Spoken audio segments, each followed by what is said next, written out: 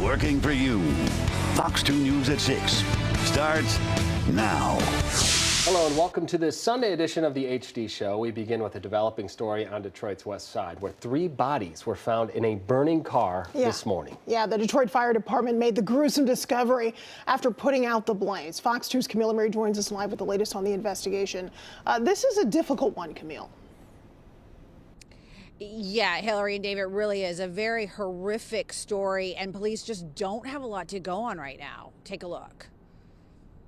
Right before 6 o'clock this morning, firefighters responded to a car fire in a vacant lot at 30th and Milford on the city's west side. Once the fire was extinguished, they observed 3 bodies in the vehicle. All 3 burned beyond recognition. Police working to figure out what caused the fire. Was it intentionally set? Who are the victims? Were they killed, and then did someone set the car on fire? Right now, we don't know anything other than the vehicle fire and what was inside the vehicle. Right now, authorities are asking the public for help with this case. The Detroit Police Department Homicide Task Force is handling this investigation.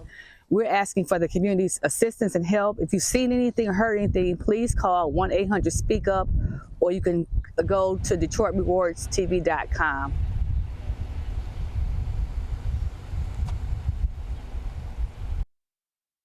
A lot of work ahead of them, trying to figure out who these people are, what happened as far as what led up to this, who these people are. Are they men, women, young, old? Dental records, of course, shedding some light on that if possible. But really, if you know anything at all, if you were in this area, if you saw anything at all, you're asked to call Crime Stoppers at 1-800-SPEAK-UP.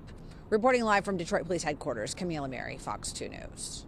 Yeah, and Camille, this is, as we said right at the top, it's a really difficult one. I suspect that because of where the vehicle was found, there really isn't any surveillance video that captured anything. So that likely is going to be difficult for investigators, too. Yeah, exactly. But we went out there. You saw the video in the story. It's just a vacant lot. It's kind of a field. It's not even like on the road, so it doesn't look like they were in an accident and maybe they hit something and burst into flames. It doesn't look like that, right? Not a lot of houses in that area. A lot of them, the ones that were, some of them appeared to be abandoned. So, and not a high traffic area either. There were no businesses. We saw a couple churches. So really, police are going to, like I said, have their work cut out for them, and hopefully somebody knows something and does the right thing and calls authorities. All right, Camille Mary live for us tonight. Thank you so much. And staying on the west side, one woman is wounded after being shot. This happened at a home on Waverly Street shortly after 11 this morning. Police say a man allegedly shot her after a domestic dispute escalated. She was taken to the hospital, we're told, in critical condition, and a man has been arrested. Now to the east side, where another shooting has left a man in critical condition. It happened on Oakland Street around 6 this morning. Police say the victim was shot by a suspect. The cause of the shooting under investigation. If you have any information, please reach out to Detroit Police. A former prominent Detroit pastor has pled no contest to 2 counts of criminal sexual conduct with a minor. Reverend Kenneth Flowers is accused of sexually assaulting a 17-year-old boy in Farmington Hills back in December of 2023. Flowers had been a pastor at the Greater New Mount Moriah Baptist Church in Detroit for nearly 30 years. If convicted, he faces up to 25 years in prison. Sentencing is scheduled for July. The Detroit Tigers home opener on Friday ended with an arrest after a drone was flown into the park. Police say the suspect flew the drone into the stadium after the first pitch. Officers found the operator on the top floor of a parking garage near Brush Street and Adams Avenue. Now, details on the suspect's identity haven't been released. The FBI and Michigan State Police have now taken over this investigation. A story about a popular restaurant chain known for much more than its wings. We're talking about Hooters. It's looking at rebranding to fit in with the modern day world. Yeah, the announcement comes as the business files for bankruptcy. Fox 2's Jessica Dutnack has more on how Hooters is hoping for a lift in sales. Hooters is going from an R rating to PG-13. It's all part of a new rebranding strategy to make it more family friendly. The company's CEO is calling it a re-Hooterization. The real game changer? Yeah. That was us. Hooters, known for their wings, cold beer, endless TVs, and a couple of other things. More than just a job, and we're not waitresses. We actually get involved in our community. Those orange shorty shorts and plunging white tees have put the pop in pop culture since they opened in 1983. Hi, welcome to Hooters. Kind of a restaurant that attracts a certain demographic. Duh, and the demo has always been men. It worked until it didn't. The company now facing bankruptcy, but they're not totally deflated. The company's CEO drummed up a plan to push up sagging sales, which means this testosterone-rich environment is going to be getting a bit more family-friendly. The first thing to go, bikini days. That's where the Hooters girls would trade in their uniforms for even less. The topic sparking heated debate here on Fox 2. If you're going to do Hooters, okay, you should dive in more. Yeah. More bikini nights. Yeah. I'm serious. If you're going to redo Hooters, do more bikini nights. Yeah. Hotter women. It's a solid point, Ryan Armani. If it feels like a Denny's, will they lose their regulars? They feel special, I'm sure, when they go into the restaurant. They probably have a relationship with the wait staff. Branding experts say it's difficult with a double D to now all of a sudden get moms and kids through the door. It's in the name, Hooters.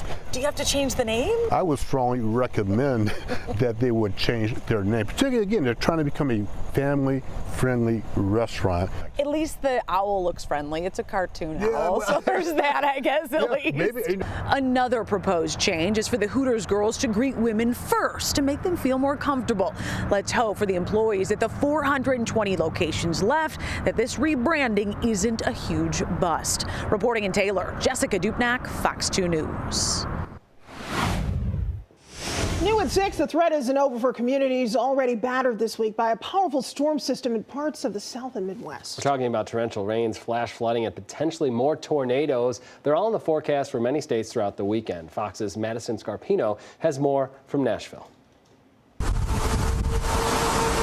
Folks in parts of the South and Midwest woke up to major flooding and devastation this weekend after deadly thunderstorms and tornadoes hit several areas. We got creeks and everything that goes through here. I've never seen flooding like this before, to where this many roads are closed. The tragic situation made even worse after authorities confirm a 9-year-old boy was killed in the floodwaters. He was on his way to catch his bus for school in Kentucky. Over a dozen people have been killed across several states as a result of the storms. Mudslides and floods forced hundreds of roads to close. In Indiana, authorities rescued more than a dozen people and pets who were stranded at a nearby campground. Fire officials there telling drivers to stay off the road during torrential downpours. It just takes a relatively small amount of fast-moving water, can actually move your vehicle off the roadway. The National Weather Service has issued hundreds of tornado warnings for Alabama and Mississippi since the first waves of storms began early Wednesday. This resident, whose house was hit by a tornado, says she's lucky to have made it out. I was at death's door, so you try and reconcile being thankful. Forecasters say warmer temperatures, an unstable atmosphere, and excess moisture coming from the Gulf are triggering the recent storms. There's just been so many tornadoes lately that it's just scary. Forecasters predict parts of Arkansas, Missouri, and right here in Tennessee could face a catastrophic risk from flash flooding through early Monday. In Nashville, Tennessee, Madison Scarpino, Fox News. Yeah, very active down near the Mississippi Valley. So those states mentioned before, Kentucky, Tennessee, Missouri, Arkansas, they have been seeing quite a bit of severe weather. Now, luckily for us here across Michigan, we really haven't seen a whole lot in terms of really active, dangerous, severe weather. We did pick up on our fair share this time last week, and then also potentially for some on Wednesday. But as of right now and over the next 7 to 8 days, we really don't have to worry too much about that.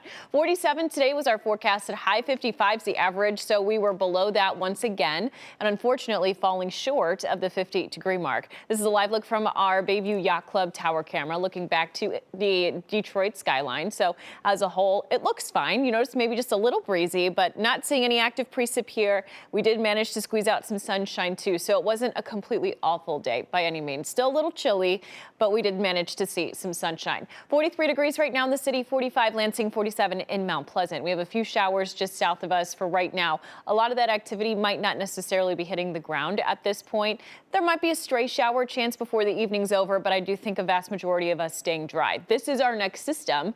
Up near the UP, they're seeing snow. They have winter weather advisories. And then up near northern Wisconsin, they have more so rain. So it's a little bit warmer up near northern Wisconsin than the UP. But as we head through the day tomorrow and as temperatures begin to drop, we'll start to see that potential for maybe some winter precip. Starting off as snow. This is at 7 in the morning and north and central Michigan. So we're steering clear of this to the morning drive.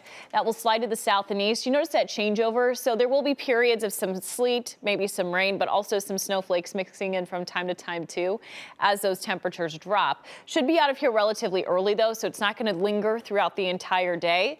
And as we head through Tuesday, we should be mainly dry. And we are not anticipating any accumulation from this. Most of that accumulation is going to be up near Traverse City and into portions of even further north of us into the UP. Otherwise, temps tonight will fall through the 30s. Anticipate another chilly one with temps in the low to middle 30s. As we head through the day tomorrow, winds do kick up. They'll be breezy, 30 to 35 miles per hour. Those relax as we head through the day on Tuesday. So you notice a bit of a breeze around tomorrow. Tuesday, highs will be in the low 40s, 45 by Wednesday. And as we head through the next couple of days, our next system should arrive late Wednesday into Thursday. It's going to be very similar to what we see on Monday, potentially looking at another wintry mix chance. And then luckily by the end of next week and especially into next weekend, we see highs return to the 50s. Hilary. All right, thank you so much, Stephanie. We have some developing news out of Yemen, where U.S. airstrikes have killed at least 2 people, with 4 more injured overnight. The Houthi rebel group released video of what looks like a 2-story building collapsing because of that attack. The group says at least 69 people have died from a U.S. campaign for retaliation based on fighting in Mideast waters. The White House says they've sent more than 200 strikes towards the Houthis so far. New at 6, President Donald Trump is set to meet with Israeli Prime Minister Benjamin Netanyahu at the White House coming Monday. The sit-down will mark the second meeting between the two leaders since President Trump returned to office. It comes as Israel is deploying troops in a new security corridor all across Gaza. Last month, Israel shattered the ceasefire with Hamas when it bombarded Gaza. The U.S. ally had been trying to pressure Hamas to accept proposed new terms for the ceasefire, a move supported by the White House but rejected by Hamas. A federal judge has ordered the Trump administration to return a Maryland man to the United States after he was mistakenly deported. Kilmar Abrego Garcia was expelled from the United States last month, despite a ruling from an immigration judge that shielded him from being sent back to El Salvador, where he was likely to face persecution by local gangs. The White House has cast him as a gang member himself, but Abrego Garcia's attorney says there's no evidence of that. They say the 29-year-old has a permit to legally work in the United States and was at the time pursuing a journeyman's license. Well, I know we didn't talk about it much in this show, but tariffs are on the minds of a lot of people. I know you'll be tackling the topic. I, too, will be talking about how it's going to fit in with the big three and how they're approaching it. Yeah, we're also going to be talking to an economist, Dr. Michael Greiner, who we've spoken to a number of times, specifically about how much in value was erased by the tanking of the Dow, the S&P 500, $6 trillion total. In market value erased really over the course of 2 days. So we're going to take a deep dive on that and also look to see if there maybe is a broader plan here. Maybe the strategic plan is to affect the value of the dollar, perhaps, and we'll see how that all works out. So talking to the economist, and we'll have a full wrap up tonight. Interesting times indeed. Interesting. All right. Well, that's going to do it for the HD show. We're going to take you back to sports, and then we'll see you back here at 10 o'clock on time.